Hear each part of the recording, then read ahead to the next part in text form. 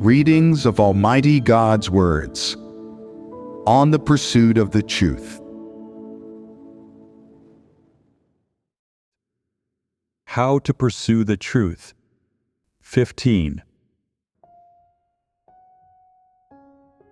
We've concluded our fellowship on how to deal with eye twitching. But how should people handle the matter of dreaming in their daily lives? For instance, if you dream one night that your teeth fall out, your mother might ask, "Did it bleed when your teeth fell out?" If you ask, "What will happen if it did?" your mother might tell you that it could mean that someone in the family will die, or some other unfortunate event might occur. I do not know what the specific saying behind this detail may be. One family will say one thing, another family a different thing.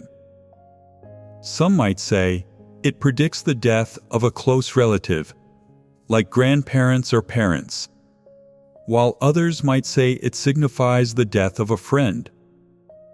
In any case, dreaming about losing teeth is generally considered a bad thing. Because it is bad, and it relates to matters of life and death, this makes people very concerned. Whenever people dream about losing teeth, they wake up feeling uneasy. They have an underlying sense that misfortune or something bad is about to happen, which makes them anxious, fearful, and terrified. They want to rid themselves of the feeling but can't. They want to find people to address this matter or smooth it over, but there is no way of doing it. They are, in short, held captive by this dream. Especially when the dream involves their teeth bleeding, their worry intensifies. After having such a dream, people are often in a bad mood for many days. They feel uneasy and don't know how to cope.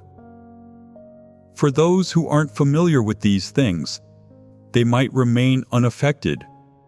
But for those who have already adopted certain thoughts and viewpoints, or have heard more alarming and sensational sayings related to this matter passed down from their ancestors, they tend to be even more concerned. They fear having such dreams, and whenever they do, they quickly resort to prayers like, "Oh God, please protect me, comfort me, give me strength, and prevent such things from happening. If this is meant for my parents, please keep them safe and free from any accidents." Clearly, these attitudes are influenced by their thoughts and viewpoints, or by traditional sayings. Regarding traditions, certain families or individuals might have special ways to alleviate such things, or might eat and drink certain things, recite certain incantations, or do certain things to resolve or prevent bad outcomes. There are certainly such practices in folk traditions, but we won't delve into them. What we are going to fellowship about is how to approach and understand the matter of dreaming. Dreaming is a human instinct in the flesh, or a part of the phenomena of the survival of the flesh. In any case, it is a mysterious occurrence. People often say, "The day has its thoughts, the night its dreams." However, people do not usually think about things like losing their teeth in the daytime, nor are these things that people envision in their desires. No one wants to encounter such matters, and no one obsesses over these things day and night. Nevertheless, these occurrences often happen when people least expect them. So, this has nothing to do with the saying, "The day has its thoughts, the night its dreams." It's not something that happens because you think about it. No matter what interpretations Freud in the West or the Duke of Zhou in China have about dreams, or whether the dreams ultimately come true or not. In short, the matter of dreaming is related to certain unconscious sensations and awareness in the human body, and constitutes a part of its mysteries. Scientists who study biology and neuroscience in the West have been researching this, and ultimately, they have failed to fully understand the origins of human dreams. They can't figure it out, so should we try to do research on it? We shouldn't. Why shouldn't we? Researching these things is pointless, and we won't understand them either. It's not that it's pointless or that we won't understand. It's because it doesn't involve the truth. It's that simple. What can you achieve by studying and understanding it? Does it involve the truth? It's just a phenomenon that occurs over the course of the body's survival, and it frequently takes place in people's lives. However, people don't know what it means. This is a part of the mystery. There's no need for people to research or explore it, because it doesn't involve the truth, and it doesn't pertain to the paths people take. Whether you dream at night about losing your teeth or not, whether you dream about having a grand feast or going on a roller coaster, does it have anything to do with how your life is during the day?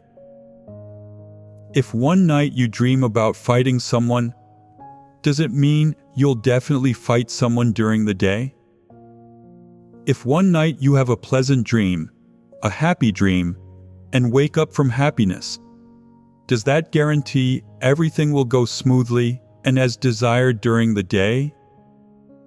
Does it mean that during the day, you can understand the truth and find the truth principles when you are doing things? So, dreaming has nothing to do with the truth. There's no need to research it. Does dreaming about losing your teeth and bleeding have any connection to the death of a close relative? No, it doesn't. Why do you always say such ignorant things? You're being ignorant again, aren't you? You lack insight. The human body is a mystery, and there are many things you can't explain. Can you resolve it all with a simple no? In the past, prophets and people chosen by God also had prophetic dreams. These dreams had significance. How do you explain that God used dreams to reveal things to people? Then how did God enter their dreams? These are all mysteries. God also used dreams to tell people certain things and enlighten them about certain matters, allowing them to foresee certain events before they happened. How do you explain this? Are you ignorant of these things? Now, the point is not to have you blindly deny various unexplainable phenomena that occur in everyday life involving mysteries you cannot unravel, but to understand and approach them accurately. It's not about constantly negating these things, saying they don't exist, there's no such thing, or they're impossible, but rather to have you treat them correctly. What does it mean to treat them correctly? It means not to approach these matters with superstitious or extreme thoughts and viewpoints like worldly people do, nor to approach them like those who are atheists or lack any faith. It's not to have you go to these two extremes, but to take the correct position and viewpoint to consider these things that happen in everyday life, not the viewpoint of worldly people, nor that of non-believers, but the viewpoint that a believer in God should have. So, what viewpoint should you have regarding these matters? No matter what happens, submit to God's sovereignty and arrangement. Don't research it. You shouldn't research it, but should you have some understanding in this regard? Suppose someone says, "So-and-so dreamed that their teeth fell out and there was blood, and within a few days, I heard that their father passed away." If you immediately deny it and say, "Impossible, that's just superstition, a coincidence." Superstition is believing in something because you're obsessed with it. If you weren't obsessed with it, it wouldn't exist. Is this a foolish thing to say? How should you view this matter then? We should recognize that there are many mysteries of the physical body, and dreaming about teeth falling out and bleeding might indicate something unpleasant happening. But regardless of whether it happens or not, we should submit to God's sovereignty and arrangement. You just learned something from eye twitching. So how should you deal with dreaming about teeth falling out and bleeding?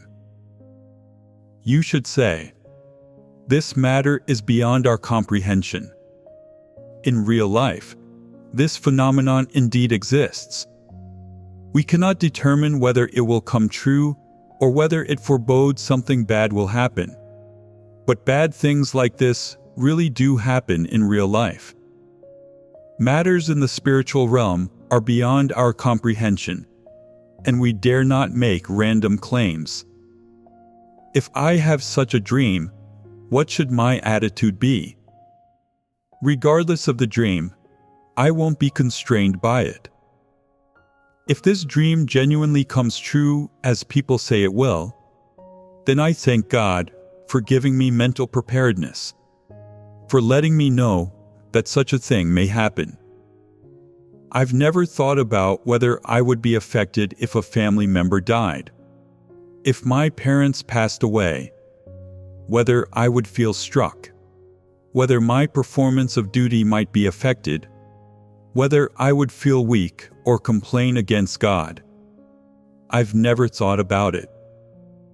But today, this occurrence gave me a hint of it, making me see my actual stature. When I think about my parents' death, I feel a deep pain inside. I would be constrained by it and feel depressed. Suddenly, I realize my stature is still very small. I have too little of a heart of submission to God, and too little faith in God. From today onward, I feel that I should equip myself with more truth, submit to God, and not be constrained by this matter. If there really is a close relative who dies or departs, I won't be constrained by it. I'm prepared, and I ask God for guidance and to increase my strength. No matter what lies ahead, I won't regret choosing to do my duty, nor will I give up on choosing to expend myself with my whole body and mind for God.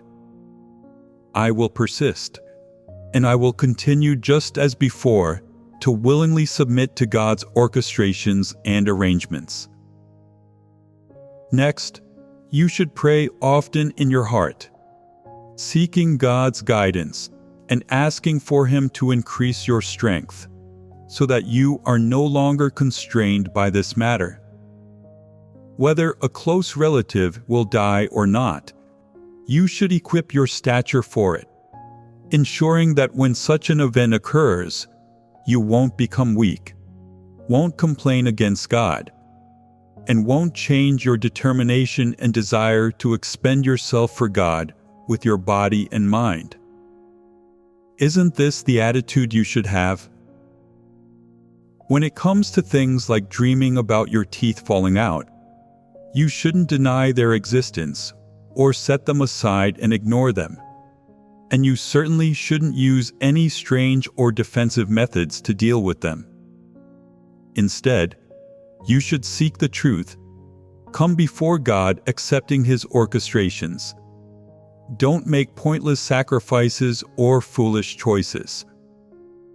Ignorant and stubborn people when faced with something they haven't experienced before and cannot comprehend, tend to say, "There's no such thing. It's nothing. It doesn't exist." Or, "It's just superstition." Some people who believe in God even say, "I believe in God. I don't believe in ghosts." Or, "I believe in God. I don't believe in Satan. There's no Satan." They use these statements to prove their genuine faith in God, saying they believe in God, but not in ghosts, evil spirits, possession, or even the existence of the spiritual realm. Aren't they just non-believers? They don't accept those sayings of traditional thoughts of the world of unbelievers, nor do they accept superstitious explanations or any facts associated with superstitions. Not believing in these things doesn't mean they don't exist. Right now, it's not about asking you not to believe, or to escape or deny these things. Rather, it's about teaching you to have the correct thoughts and viewpoints when facing these matters, to make the right choices and have the right attitude. This will be your true stature, and this is what you should enter in. For example, someone dreams about losing their hair. Losing one's hair in a dream is also considered inauspicious. Regardless of the corresponding interpretations or fulfilled events. In short, people have negative explanations regarding such dreams, and believe that they indicate something bad or unfortunate will happen. Except for the ordinary dreams that don't involve significant issues, there are certain interpretations for those special dreams, and these interpretations forecast certain events, providing people with certain foresight, warnings, or predictions, letting them know what's going to happen in the future, or giving them a certain awareness, which tells people what is going to happen so that they can prepare themselves mentally. Regardless of what might happen, for you shouldn't adopt attitudes of avoidance, rejection, defense, or resistance, or even an attitude of using human methods to resolve these situations. When you face such situations, you should come before God even more readily and ask Him to lead you, so that in the face of impending events, you may be able to stand firm in your testimony and align your practice with God's will, rather than rejecting and resisting it. Asking you to practice this way does not mean you are required to focus on these things. It teaches you what kind of attitude, when they inevitably occur, you should adopt to face them, and what kind of approach you should use to resolve them. This is what you should understand. Tell me, you've been asked to not focus on these things, but don't these things happen in everyday life?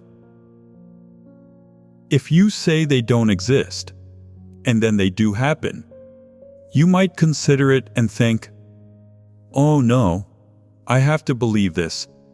It really did come true." Without prior preparation and the right attitude, when these things occur, you'll be caught off guard. You won't be prepared in any way. You won't know how to pray to God or how to face the situation, and you won't have genuine faith in God or genuine submission. All you'll feel in the end is fear. The more afraid you become, the more you'll lose the presence of God. When you lose God's presence, you can only seek help from other people, and you'll think of every human method imaginable to escape. When you can't escape, you'll start to believe that God is no longer trustworthy or reliable. Instead, you feel that people are reliable. Things will continue to deteriorate. Not only will you no longer believe it to be superstition, but you'll see it as something terrible, a situation that is out of your control. At that point, you might say, no wonder unbelievers and those who believe in Buddhism and burn incense to worship Buddha are constantly going to temples, burning incense, praying for blessings, fulfilling vows, being vegetarian, and chanting Buddhist scriptures. It turns out these things really work. Not only will you lack genuine submission to and faith in God, but you'll develop instead a fear of evil spirits and Satan. After that, you'll feel obligated to obey them to some extent, and you'll say, "These evil spirits are nothing to mess with. It's no good for you not to believe in them. You have to tread carefully around them. You can't say whatever you want behind their backs. There are taboos. These evil spirits are not to be trifled with." Behind these events, you'll suddenly realize that there are powers at work beyond the material world that you hadn't anticipated. When you start to sense these things, your heart will be filled with fear and an avoidance of God, and your faith in God will diminish. So, when it comes to matters like dreaming about teeth or hair falling out, you should adopt the right attitude. Regardless of the specific interpretations or predictions associated with these events when they happen to you, you only have to do this much. Believe that everything is in God's hands, and be willing to submit to God's orchestrations and arrangements. This is the attitude you should adopt when facing all these matters. This is the stance you should take and the testimony you should bear as someone who follows God, isn't it? Believe that all these things may happen and that everything is in God's hands. This is the attitude you should uphold. Some people have taboos about certain numbers or special days. For example, some people who are engaged in business for many years attach great importance to making a fortune. So they particularly like and value numbers related to making a fortune in business, and abstain from numbers that they believe will bring bad luck to their business. For example, the numbers 6 and 8 are particularly favored by a certain person. The door number of their shop is 168, and the shop is called Yi Lu Fa, meaning getting rich all the way. The pronunciation of which in Mandarin is similar to the numbers 1, 6, and 8, which are lucky numbers in Chinese folklore. On the other hand, the numbers 4 and 5 are considered bad in Chinese tradition, as 4 means death and 5 means nothing, lack, or emptiness, which implies that one may fail to recover their original investment or to make money. Even the license plates of some Chinese people's cars have all 6s. And if you see a row of 6s, it's basically always going to be a Chinese person. Who knows how much wealth they might have accumulated using so many 6s? One time in a parking lot, almost all parking spaces were occupied except for one, which carried the number 64. Do you know why no one parked in that space? 64 may mean death and is considered unlucky. 64 means death on the road. At that time, I didn't know why no one parked in that space, but later, I heard about it from unbelievers and understood. 6 sounds like road, and 4 sounds like death. 64 sounds like death on the road in Mandarin, so people didn't park there. I guess they probably changed the number of that parking space later to 68, which sounds like getting rich all the way in Mandarin. People are so obsessed with money that they are completely fixated on money. Can a number really change anything? Chinese people's sayings about these numbers have even influenced foreigners. When we were looking at houses, a real estate agent asked us, "Do you have any taboos about certain numbers?" For example, if the house's door number is 14, is that bad because of the 4? I said, "I've never thought about it. I didn't know about this saying." He said, "Many Chinese people refuse to consider a house because it has a 4 in the door number." I said, "We don't have any taboos about numbers. We only consider the positioning, location, lighting, ventilation, house structure, quality, and other things like that. We don't care about the numbers. We don't have any taboos." So, do you think that something bad will definitely happen if unbelievers have taboos about certain numbers? We don't know about other countries outside of China, such as South Korea, Japan, the Philippines, or some Southeast Asian countries, what their particulars about numbers may be. In short, every country's people are particular about certain numbers. For example, Americans are very uninterested in the number 6. Westerners don't like 6 due to a kind of religious culture, as the number 6 mentioned in the book of Revelation in the Bible has negative connotations.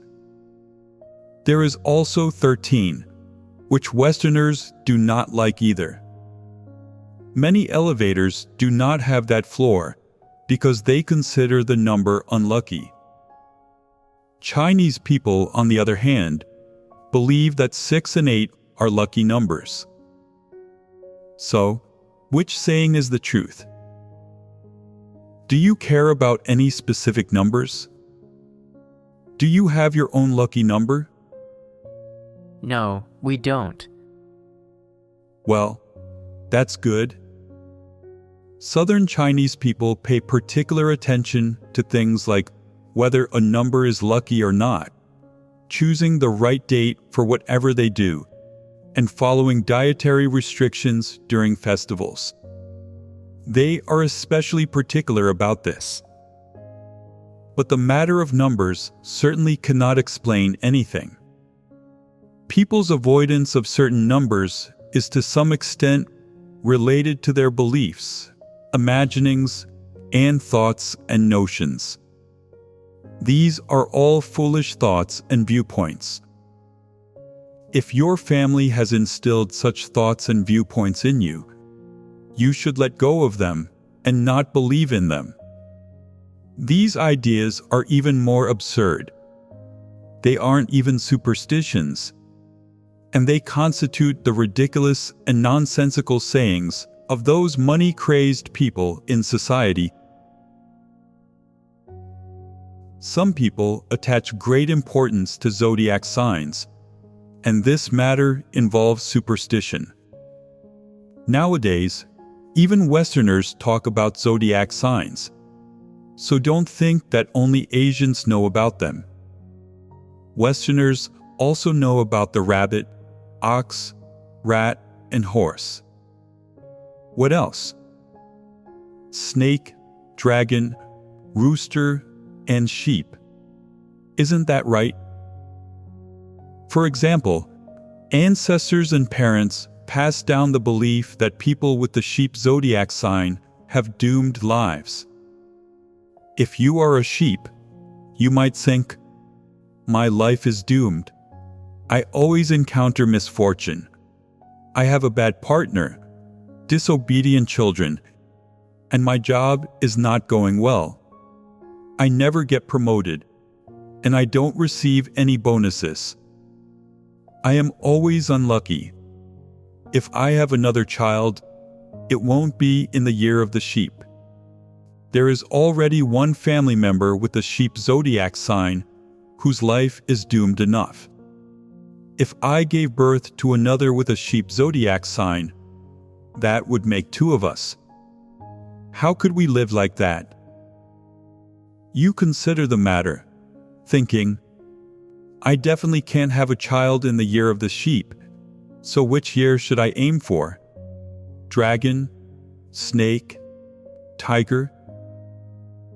If you were born in the year of the dragon, does that mean you are actually a dragon?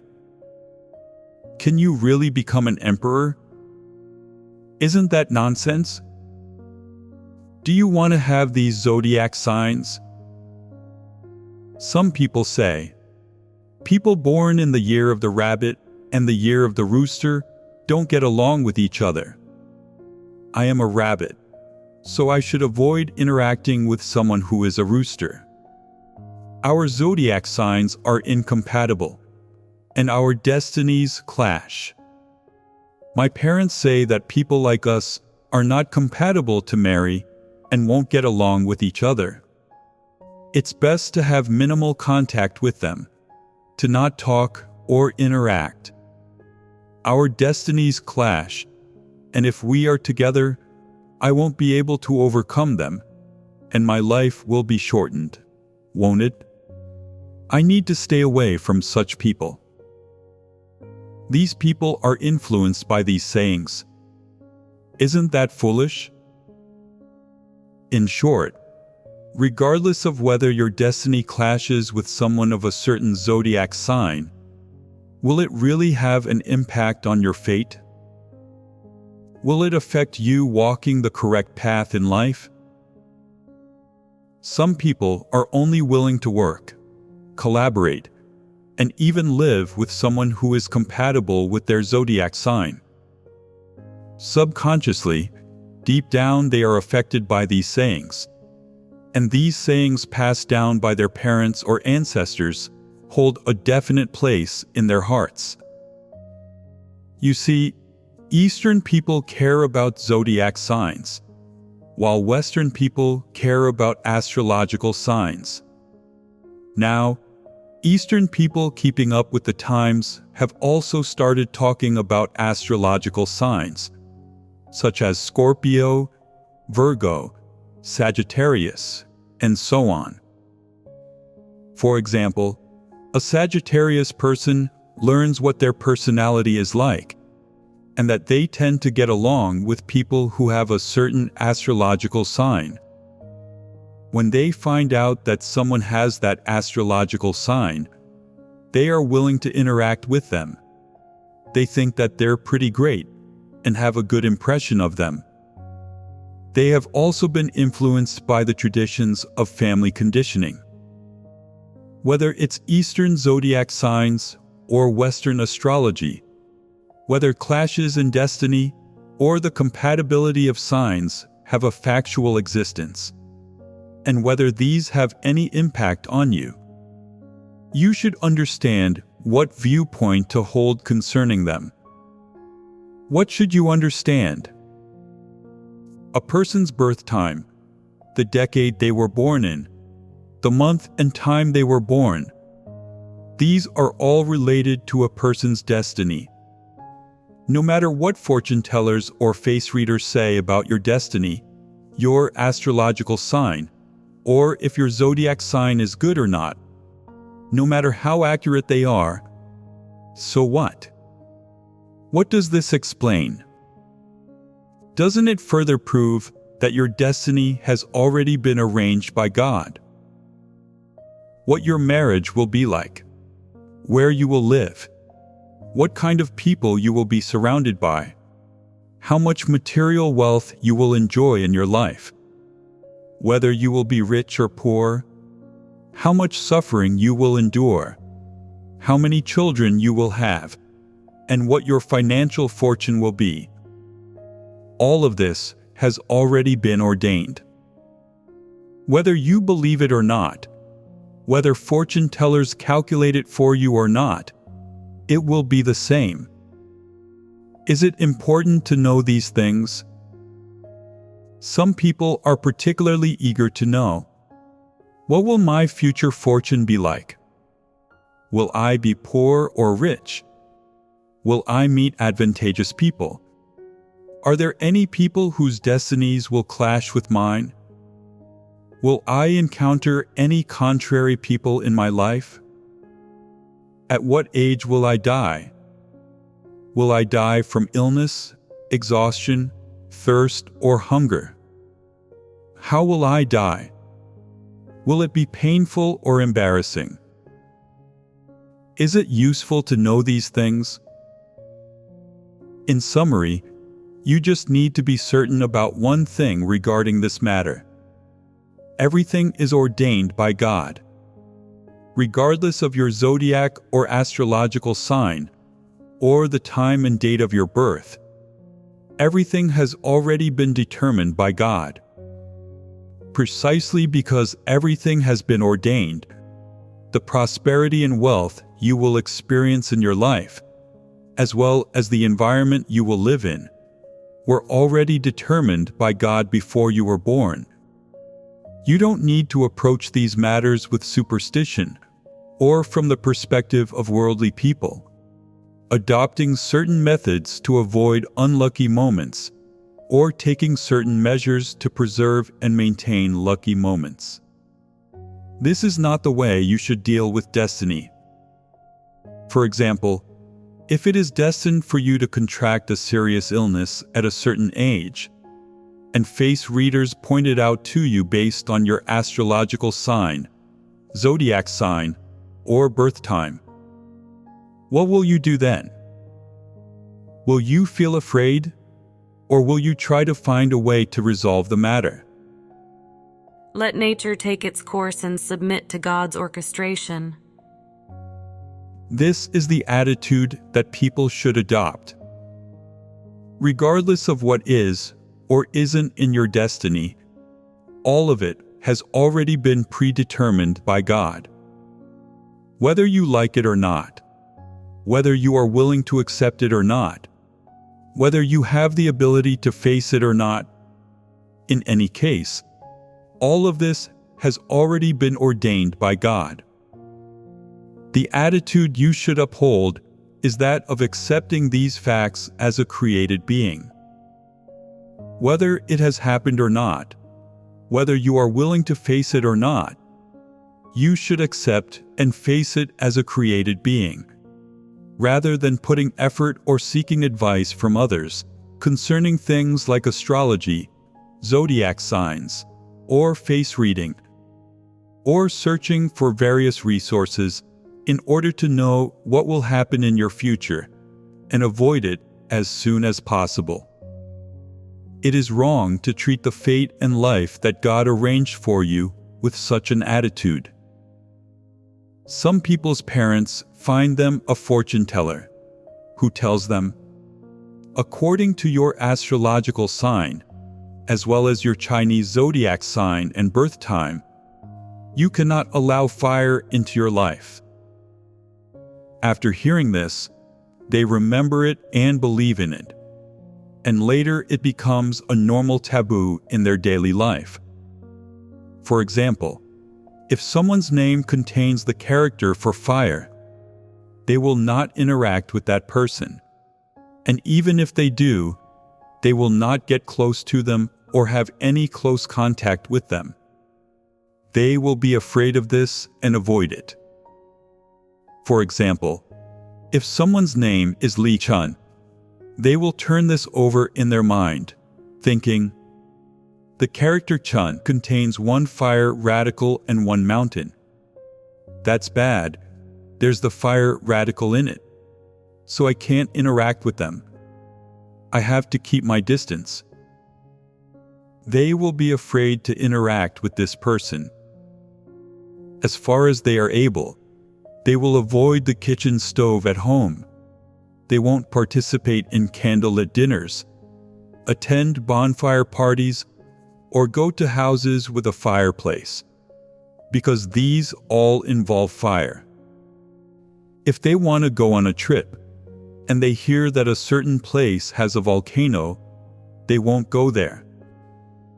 When they go somewhere to spread the gospel, they have to inquire about the surname and name of the person with whom they are sharing the gospel, and make sure their name does not have the character for fire in it. But if that person is a blacksmith who casts iron at home, they absolutely won't go. Although they believe in their consciousness that everything is in God's hands, and they know they shouldn't be afraid, as soon as they encounter such taboo matters, they begin to feel concerned and fearful, and they dare not break the taboo. They are always afraid of accidents and disasters happening that they would not be able to bear. They do not have true faith in God. They can be obedient, endure hardship, and pay the price in other aspects. But this matter is the one thing they cannot tolerate. For example, if someone tells them, "You can never cross a bridge during your entire life. If you cross a bridge, an accident will happen. If you cross several bridges, that will be even more dangerous, and your life will be at risk." They will remember these words, and afterward, whether going to work or meeting up with friends, or even attending gatherings, they will avoid bridges and take a detour, fearing that they might break the taboo. They don't believe that they will necessarily die just like that, but they are troubled by this matter. Occasionally, they have no choice but to cross a bridge, and after crossing they say, "I believe everything is in God's hands. If God doesn't allow me to die, I won't die." However, their heart is still troubled by this saying, and they can't shake it off. Some people say that water runs contrary to their fate, so they avoid going near streams or wells. There was a sister who had a swimming pool in her yard, so they didn't go to her house for gatherings. And when they changed to another host who had a fish tank at home, they didn't go there either. They wouldn't go to any place with water, and wouldn't touch water whether it was flowing or stagnant. In daily life, these absurd sayings from family conditioning involve traditional culture and superstition. To some extent, these sayings affect people's views on certain matters and impact their daily customs or lifestyles. This, to a certain extent, binds people's thoughts and controls their principles and correct methods of doing things.